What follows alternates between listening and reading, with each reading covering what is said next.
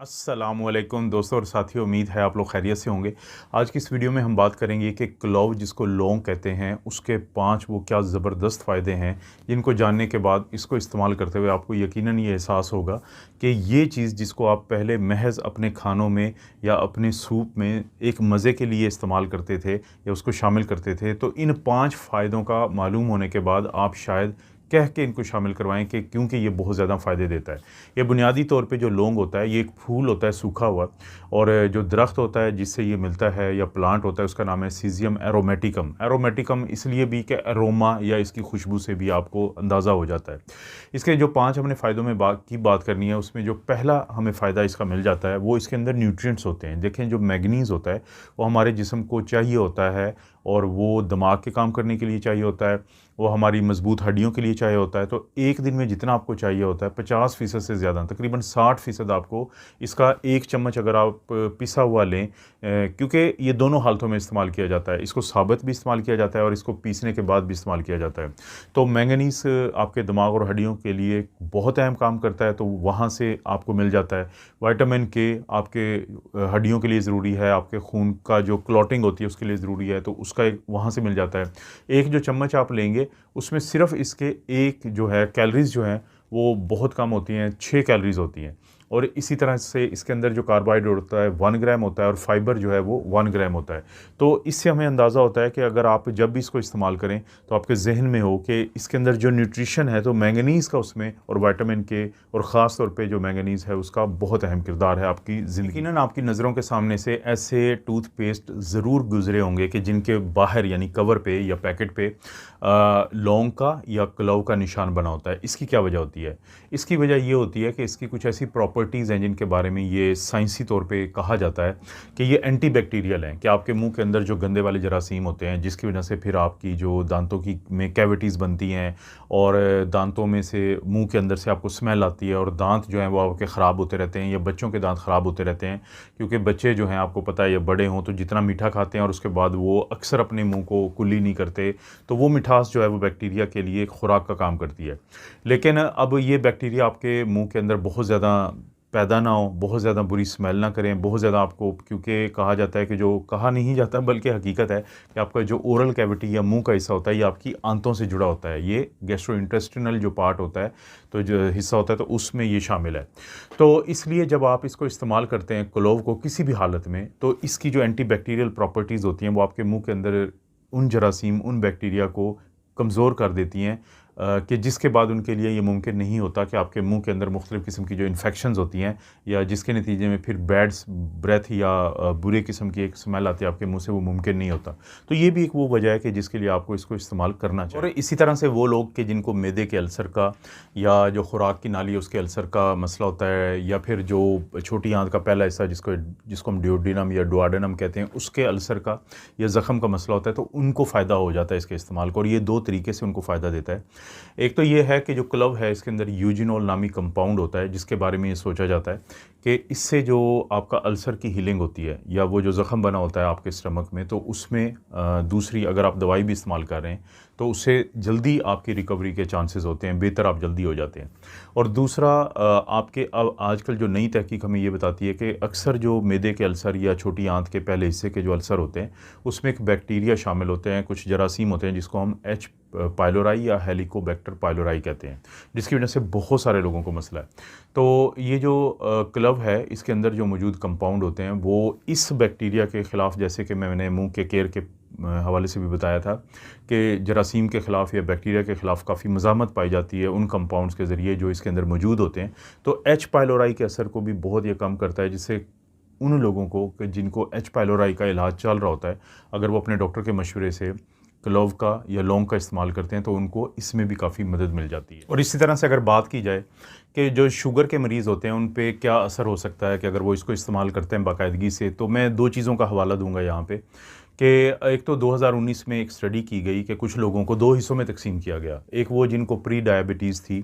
और उनको क्लोव दिया गया और दूसरा ग्रुप वो था जिनको प्री डायबिटीज़ थी, लेकिन उनको क्लव या लौंग का इस्तेमाल नहीं करवाया गया। 250 मिलीग्राम दिया गया लौंग का जो एक्सट्रैक्ट होता है, क्लोव का जो एक्सट्रैक्ट होता है। प्री डायबिटीज़ का मतलब ये होता है कि शुगर होती भी नहीं मुकम्मल, यानी कि शुगर के रेंज में भी ब्लड शुगर ऊपर नहीं जाती, लेकिन नॉर्मल से ऊपर होती है, तो इसको प्री डायबिटीज़ कहते हैं। तो देखा यह गया कि जिन लोगों में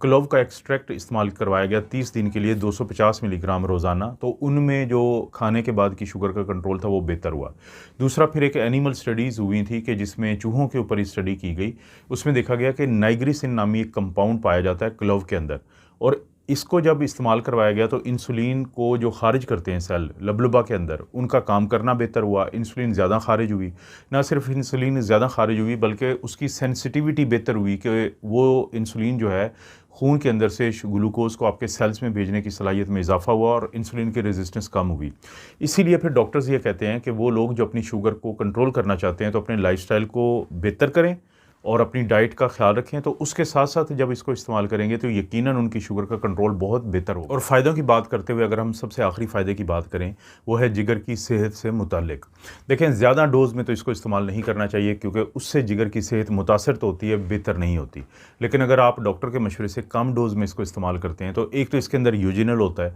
तो वो जिगर को के स्ट्रक्चर को, जिगर के काम करने की सलाहियत को बेहतर करता है। लेकिन उसके साथ साथ इसके अंदर बहुत ज़बरदस्त एंटीऑक्सीडेंट भी होते हैं। अब ये जो एंटीऑक्सीडेंट होते हैं तो हमारे जिस्म में जो ऑक्सीडेटिव स्ट्रेस जिसकी वजह से गुर्दे और जिगर मुतासर होते हैं बाकी तमाम ऑर्गन्स की तरह, तो जिगर को ख़ास तौर पे बहुत फ़ायदा हो जाता है कि उसकी काम करने की सलाहियत और उसकी हेल्थ बेहतर होती है। तो अपने डॉक्टर के मशवरे से कम डोज़ में, मैं बार बार यही कहूँगा कि आपको बहुत ज़्यादा नहीं, आप दिन में एक दो दफ़ा इसको इस्तेमाल करें तो उससे आपकी जिगर को फ़ायदा होता है, नुकसान नहीं हो। और अब अगर बात करें कि इसकी सेफ्टी या इसके साइड इफ़ेक्ट्स के बारे में, तो आम तौर पे इसको फिर हम ऐसे देखते हैं कि जैसे अगर आपने ग्लव्स जो है उनको खाना है अगर, तो फिर वैसे तो ये जनरली सेफ़ होते हैं और इनका नुकसान कम होते हैं, लेकिन ज़्यादा मिकदार में नहीं खाना चाहिए। एक तो ये चीज़ है। दूसरा ये कि अगर आपने क्लव का जो ऑयल होता है उसको कम से कम इस्तेमाल करें, और उसको डॉक्टर्स ख़ास तौर पे ये मना करते हैं कि बच्चों को नहीं देना चाहिए, प्रेग्नेंट ख़वातीन को नहीं देना चाहिए और ज़्यादा मिकदार में नहीं इसको इस्तेमाल करना चाहिए क्योंकि क्लव ऑयल के अंदर यूजिनल जो है वो ज़्यादा हो जाता है जिससे उसका नुकसान हो सकता है। और इसी तरह से अगर हम बात करें कि जो लगाने वाला है, यानी क्रीम की शक्ल में जब हम लगाते हैं, वैसे तो ये सेफ़ है, लेकिन यह है कि जब बाज़ लोग ऑयल को या क्रीम को लगाने की कोशिश करते हैं मसूड़ों के ऊपर, तो उससे इरिटेशन होती है, उससे एलर्जी होती है, इससे बचना चाहिए।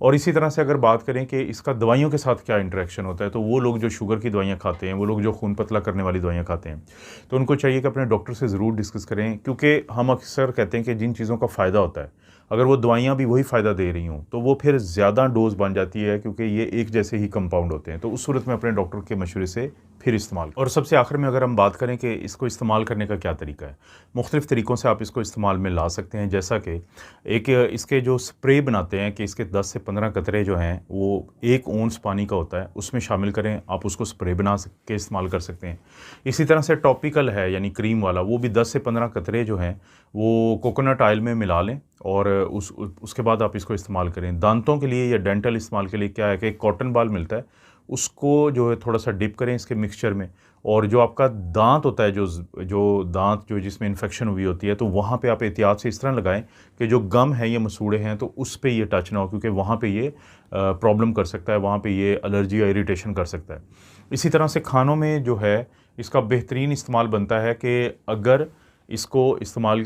में लाते हुए कि आप इसका जो पाउडर होता है, पिसा हुआ जो लौंग होता है, उसको सूप में, सब्ज़ियों में, मुख्तलिफ़ किस्म के सालन और करीज़ बनाने में इस्तेमाल किया जाता है, तो उसका फ़ायदा होता है। और सबसे आखिर में आप लौंग की चाय भी बना सकते हैं कि आप उसमें ये करते हैं कि 5 से 10 मिनट के लिए आप बॉयल करते हैं पानी को जिसके अंदर आपने डाला हुआ होता है क्लोव को, तो उसके बाद आपकी वो एक चाय बन जाती है, आप उसको इस्तेमाल कर लेते हैं। तो ये वो मुख्तलिफ़ तरीके हैं जिनसे आप इस्तेमाल कर सकते हैं। तो लौंग के आपको जो मैंने 5 फ़ायदे बताए हैं, जो अमेजिंग बेनिफिट हैं, वो आपको ज़रूर इससे मिलते हैं। दोस्तों, आपको पता है मैं इस तरह की वीडियोज़ बनाता रहता हूँ। वीडियो को लाइक करें,